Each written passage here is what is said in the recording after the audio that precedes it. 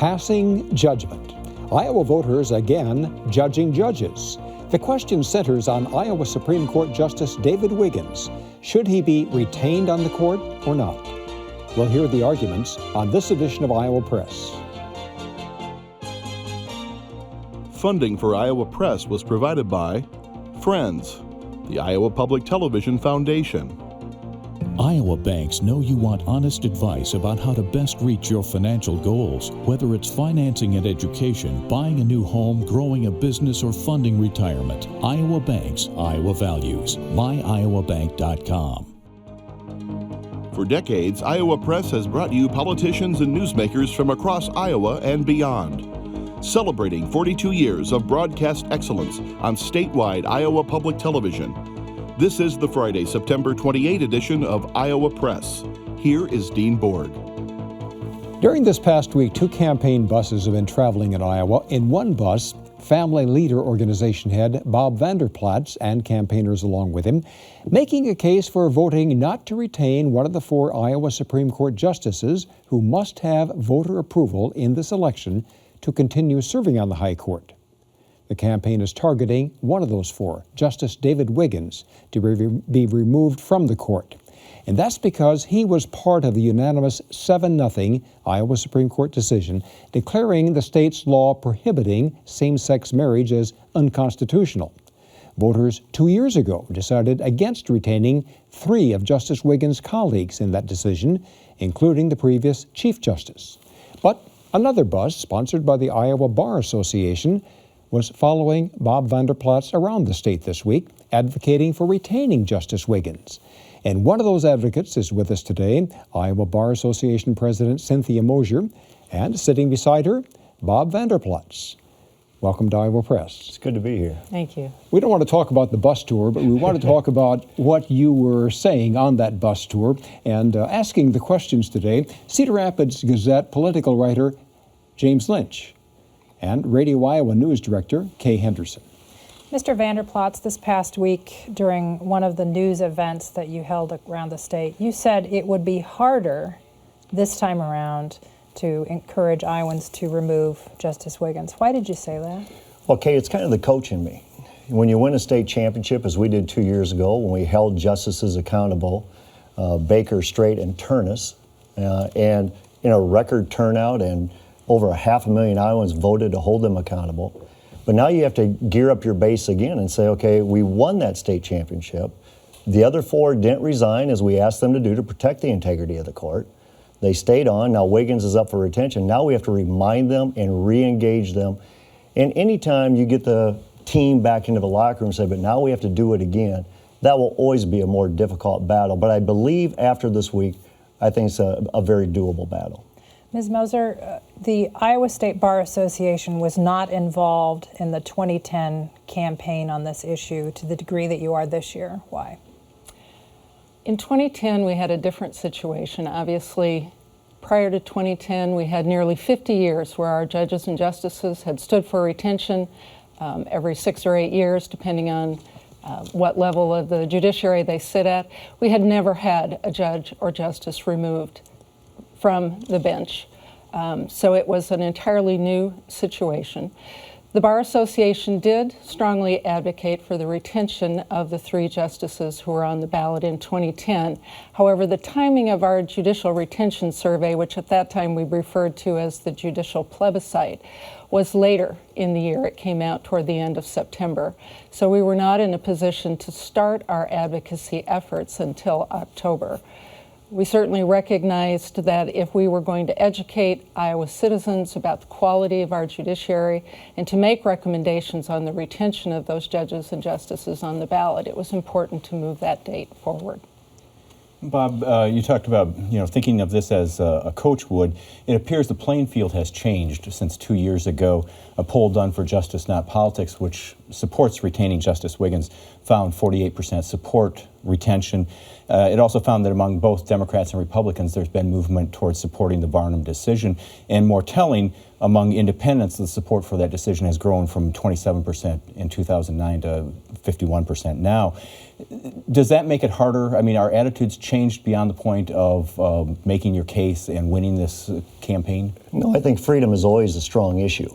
And referencing a bias poll, and if I was the other judges, the other three up besides Wiggins, and know that I'm at 48%, I'd be concerned. And believe me, we are not advocating for their dismissal. They scored in the mid-90s of the Bar Association's review, their reporting mechanism. But we do believe once we educate Iowans on Wiggins, what he's done, not only the poor scoring that he had according to their scoring instrument, the educator in me says that's a D-, and we've told that to people all across his state, but then reminding them that he legislated from the bench, he executed from the bench, he tried to amend the Constitution from the bench, and if they'll do this to the institution of marriage, it's a private property issue, it's a Second Amendment issue, it's a religious liberty issue, it's a freedom issue. And we won last time, James, not just with Republicans, but with the independents and Democrats alike. And on this bus tour, I had several people come up to me and say, I disagree with you on the stance on marriage, but I'm still going to vote no on Wiggins because I don't believe they can do what they did for us to get to same-sex marriage. May I respond to that? Mm-hmm. Yes. Please. It's hard to know where to start because there are so many misrepresentations and mischaracterizations of what has happened and what our court did. First of all, let me speak to the Bar Association's Judicial Retention Survey, which is released to the public to educate the public about the things that we think are important for them to know as they make an informed and intelligent decision whether to vote to retain judges. There are, again, depending on the level at which a judge sits, 8 or 10 questions. They go to judicial temperament, integrity, the quality of the decisions and the work product that the judge produces, and his or her commitment to public service. In this instance, in every category that Justice Wiggins was rated, he was rated in a high satisfactory range. We believe that is a strong basis to support retention for him. Mr. Vander Plaats has referred to this D- grade. It's important for you to understand that this isn't a classroom exercise. The question whether a judge or justice should be retained is more in the nature of a poll. A 63% vote is a strong vote in support of retention. It's certainly much higher than the 51% that would be necessary under Iowa's retention election requirements to retain that person. It is not a letter grade that is assigned in a classroom setting.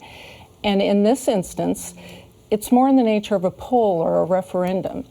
Any politician, I think, would be delighted with a 63%. Mr. Vander Plaats, maybe a politician would be delighted, but let me remind voters, let's be accurate, because I've been accused of having mischaracterizations here. The 3 justices we voted out last time, Marsha Ternus was at a 72, and Baker and Strait were in the 80s. The 3 that we replaced them with are now all in the 90s. Wiggins is at a 63%, and I've been trained to read scoring instruments, and this is yours. This is like me taking a poll of my family. 100% of my family voted for me when I ran for governor. This is like 63%, and I've got Bar Association attorneys saying they've never seen a judge rated this low. Okay. I'm going to let Ms. Mosier respond to that because she wanted to, and then we'll go on. Again, let me stress that this is not a classroom exercise.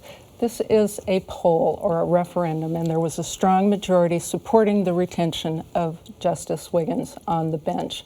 So I think it is a mischaracterization, and it's inaccurate. Then you need to get that out to the rest of your bar. Not please? Right now. You need to get that out to the rest of your Bar Association people, because they've been calling me saying, what a low grade, what a low score.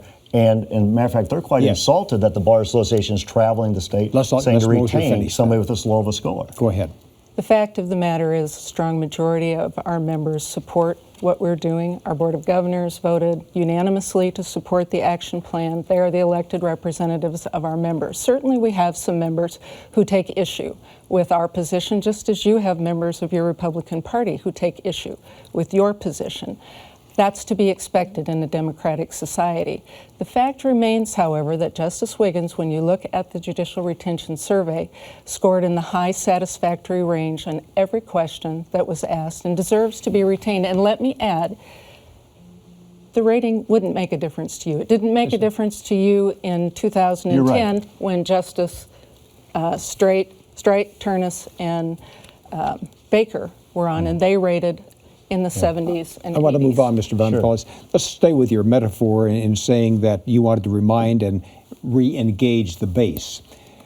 The poll may indicate that James cited changing attitudes, but there's one big attitude that changed. That's President Obama's. He said a few months ago that he has reconsidered and has evolved in his decision-making, and now he supports same-sex marriage. He's a candidate at the top of this ballot this time. How is that affecting your campaign? Well, first of all, I'm going to go back to a couple of things. First of all, what Cynthia said is you're right. It wouldn't change even if they're in the 90th percentile. If a judge goes outside their constitutional parameters to make law from the bench and to execute law from the bench, and even to try to amend our Constitution from the bench, which they did in the Varnum opinion. Let me finish, Dean. Yep. In the Varnum opinion, we're going to hold them accountable.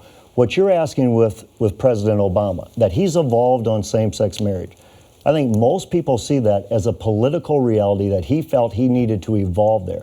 However, the removal of Justice Wiggins, although marriage was the issue that they ruled on, freedom is the bigger issue at stake. Because our founder said, matter of fact, Jefferson said, we have the threat of being an oligarchy if we have a court with that much power. That'd be tyranny, not liberty. That's what we fled. That's why every freedom-loving conservative will vote on this ballot, and I believe they'll vote no on Justice Wiggins. Ms. Moser, I'm going to get back to the President Obama evolving in his decision-making and now affecting perhaps this election. How is that influencing this current campaign? Well, I think it's certainly a demonstration of the fact that society in general, as the polling indicated, moved more toward an acceptance of same-sex marriage as an acceptable way of life for people. I'd like to go back and talk about the allegation that our justices on the Supreme Court have legislated from the bench, have amended the Constitution, because nothing is further from the truth.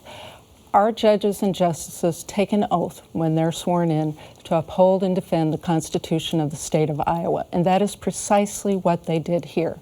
They did not legislate from the bench. They applied the Equal Protection Clause of the Iowa Constitution and found, as it requires, that in order to treat all Iowa citizens equally under the law, it was necessary to permit same-sex and that's the very basis of your campaign. Mr. Kay's going to ask a question here in a moment, but I'm going to let Bob Van der Plas respond and then go. Yeah, the Varnum opinion, and again, this is from people who are way brighter than me on constitutional law and attorneys who have read this, so it must be one of the worst opinions they've ever read. When they cite the Equal Protection Clause, this case was settled with Baker versus Nelson in Minnesota, went all the way to the U.S. Supreme Court. The U.S. Supreme Court ruled that the Equal Protection provision did not require states to have same-sex marriages. Okay, I'm going to interrupt now and let Kay ask a question. Kay. Governor Branstad heretofore has said he'll let the people of Iowa decide how to vote, and he won't disclose what his thoughts are on this matter. Mr. Van der Plas, what are your thoughts on Governor Branstad's silence on this issue? Well, I guess that's his decision. And, where Cynthia said that my Republican Party, the family leader is not Republican. We're for anything that advances family issues, we're for. Anything that takes away from family issues, we're against. That's Governor Branstad's decision. I think people would like to see leadership on that issue from him.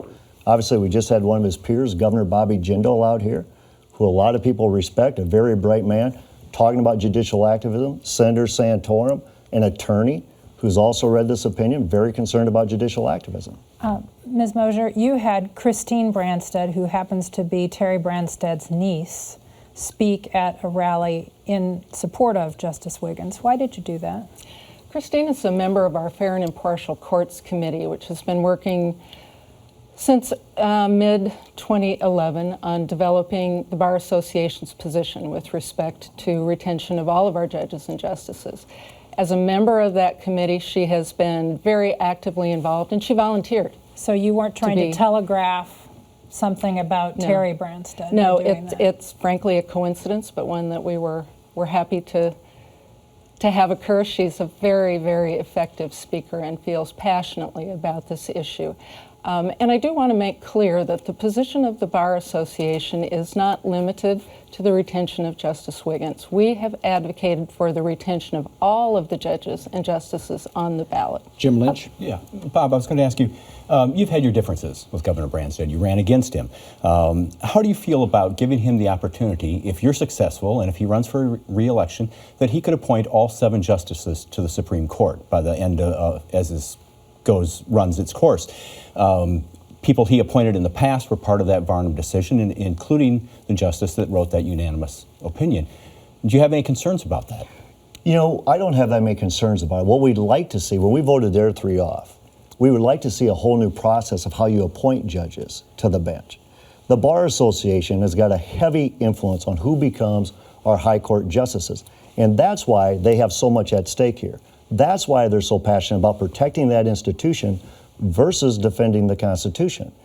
Now, again, the justices that did come up this past time, they're scoring very high. We didn't see them go outside their constitutional parameters, but we would like to see a system where the governor gets to appoint, the Senate gets to confirm, and the people of Iowa still have a voice of retention. The whole issue comes down here. Will the people of Iowa have a voice? We denied them the voice on the same-sex marriage issue. Gronstall's denying them a voice. That's why I think Wiggins is going to lose his job, and I think Gronstall's going to lose his job. Gronstal would be the Senate Majority Leader, Mike Gronstal, correct?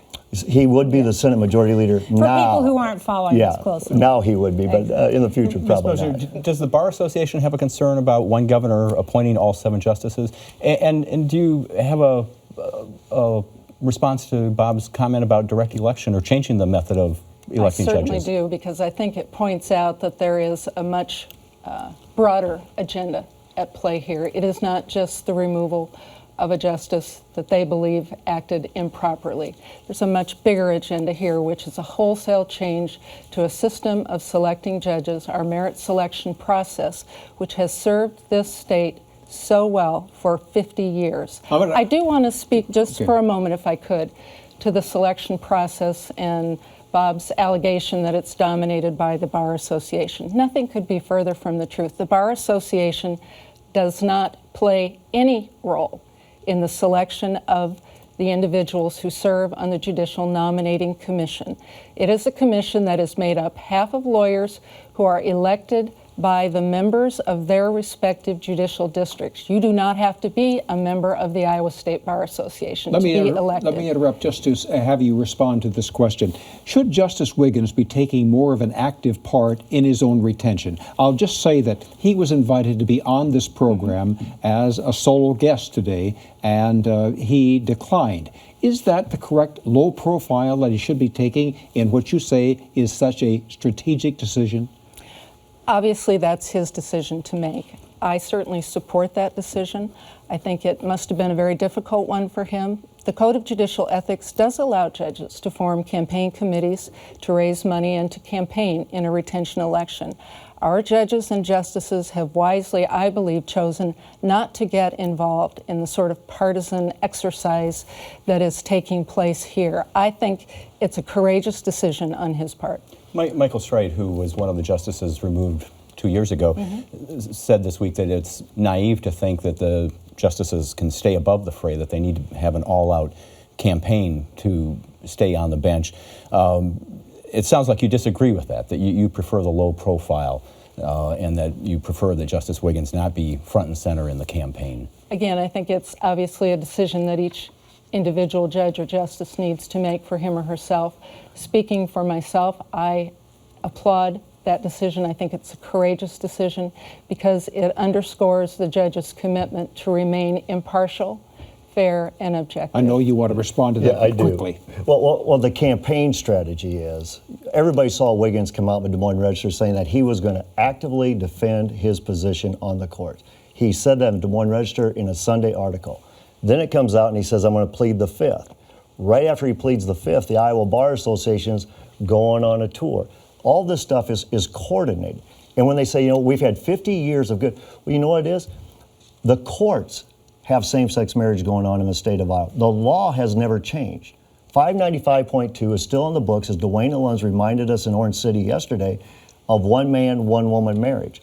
So they said Iowa will be a same-sex marriage state. They said all 99 counties will follow suit. They said they're going to garner rights or hand out rights that the founders could never imagine. That's an activist court. And when that happens, it should be upon the Bar Association, as well as all Iowans, to hold them accountable. And if Wiggins isn't talking for himself, I believe he's defenseless. So are you colluding with Wiggins? Absolutely not. To say that we've coordinated some sort of effort is made up out of whole cloth. Nothing could be further from the truth. We are making decisions as a Bar Association, guided by our Board of Governors and input from our members as to what the position of the Bar Association should be. We do not confer with any of the members of the Supreme Court or any other judge in the state. Mr. Vanderplots, on the bus that you were riding around in throughout the state this week, there's a quote from Justice Wiggins. Could you repeat it for us? The quote is basically, in your own words, tell me how we can get around the Iowa Constitution. You're taking some heat for that because that's a quote from an interview that a group of people were doing of prospective justices. It was not related to the Varnum decision. It was not related to the Varnum opinion, but here you have a Supreme Court judge. We have him on tape. You saw it on tape. We have him on tape saying those words. Why would he ever say those words? And that person they ended up nominating to be one of the people for consideration to the Supreme Court. I think that's a big telling point to the people, that if you have that low of regard of the Iowa Constitution to say, tell me in your own words, how do we get around the Iowa Constitution on this? The Varnum opinion. Matter of fact, there was an opinion in Hawaii. The U.S. District Court in Hawaii just ruled on a DOMA Act. They referenced the Varnum opinion, August 8, 2012. They said to strike the Defense of Marriage Act and to begin issuing same-sex marriage license would be akin to judicial legislation or legislating from the bench. They said it would, they said it would be difficult for the judges to keep their personal bias out of it. And this is a matter, they said in the opinion, that the people of Iowa need to decide. Ms. Mosier, what about that quote? What about the quote? Was it intemperate of a judge to say that? I think it was a provocative question. I suspect if you asked Justice Wiggins, he would say he wished he wouldn't have asked the question in quite that way. It's clear, though, if you listen to the transcript, and it's readily available online, I would encourage people to listen to the entire exchange. It is not what is being suggested here. It does not display a disregard for the Constitution. If I could speak for just a moment to the Hawaii opinion that Mr. Vanderplots referred to. Again, he is mischaracterizing it. There's a fascinating and lengthy history to what has happened in the state of Hawaii. In 1993, the Hawaii Supreme Court ruled that same-sex marriage in Hawaii was constitutional, that denying marriage to individuals of the same sex was unconstitutional based on their Equal Protection Clause, very much like what we did here. It was then the subject of legislative and citizen vote. Same remedy that people in Iowa have. If they disagree with the decision of the Iowa Supreme Court, their remedy is not to vote justices off the court. That does nothing to change the opinion. Jim, so why would we be marrying same-sex couples today? Because that's the same argument Mark McCormick. Let's shift gears here just briefly. You bet. We're caught up in the heat of the campaign, but when you step back and look at this, what's the greater threat to the judiciary, this anti-retention effort or the lack of funding that the court has asked for from the state legislature? It's hard to put those on balance and say which one is a greater danger. Certainly they're both significant threats to the functioning of the judiciary at the level at which we would like it to function. For me, the retention effort, the effort to remove justices for doing their constitutionally sworn job is the bigger issue. It's the injection of politics, personal and special interest agenda into our court system, and that simply should not be allowed to happen. Mr. Vanderplots? That's a total mischaracterization. What is the biggest threat is to the Constitution. Because if we embrace judges who want to make law from the bench or execute law from the bench or amend your Constitution from the bench, God help this country. Because not only is marriage up for grabs, everything else you hold dear, your freedom, your religious liberty, your private property, how you educate your kids, that's up for grabs. They're holding on, even their own members have called us, they're holding on for power and control. They want to defend an institution, we want to defend the Constitution. What happens if you fail?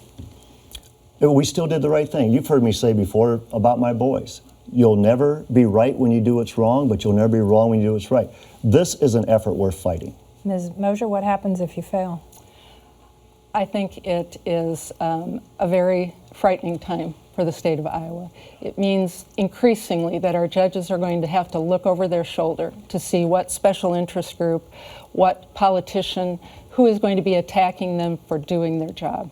We only have about 30 seconds left. Looking ahead, forward rather than over my shoulder, will you run for a fourth time for governor, Mr. Vander Plaats? Right now, our only focus is on growing and developing the family leader. And anything that advances the family, we're going to be for. If it takes away the family, like this effort, we're going to be against, and we're going to hold people accountable. Thanks to both of you for Thank you. taking time to be with us today.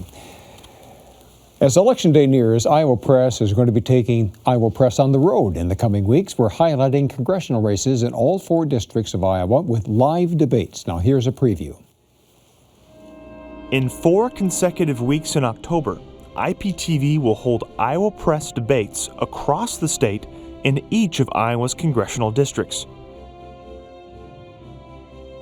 On Thursday, October 11th, the 3rd district race between Democrat Leonard Boswell and Republican Tom Latham will air live at 7 p.m. in Council Bluffs from the Iowa Western Community College Arts Center.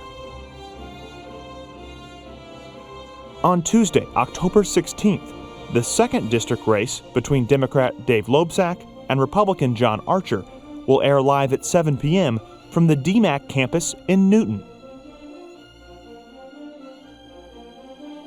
On Thursday, October 25th, the 4th district race between Democrat Christy Vilsack and Republican Steve King will air live at 7 p.m. from the Santa Maria Winery in Carroll. And on Thursday, November 1st, the 1st district race between Democrat Bruce Braley and Republican Ben Lang will air live at 7 p.m. from the Grand Opera House in Dubuque. All Iowans are welcome to attend these debates, with seating based on a first-come, first-served basis. Or you can watch the live debates on statewide Iowa Public Television and online at iptv.org. 4 congressional debates in 4 weeks, all broadcast live on IPTV.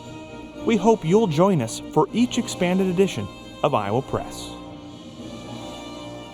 And we'll be back with another edition of Iowa Press right here next weekend, a Reporters Roundtable to discuss the 2012 election and preview what Iowans may be seeing on these Iowa Press debates in October. Same times next week, 7:30 Friday night, a second chance to see Iowa Press at noon on Sunday. Thanks for joining us today. Okay, Funding for Iowa Press was provided by Friends, the Iowa Public Television Foundation. Support comes from the Iowa Bankers Association. Iowa banks work with you to offer products and advice for financing and education, buying a new home, growing a business, or funding retirement. Iowa Banks, Iowa Values. MyIowaBank.com.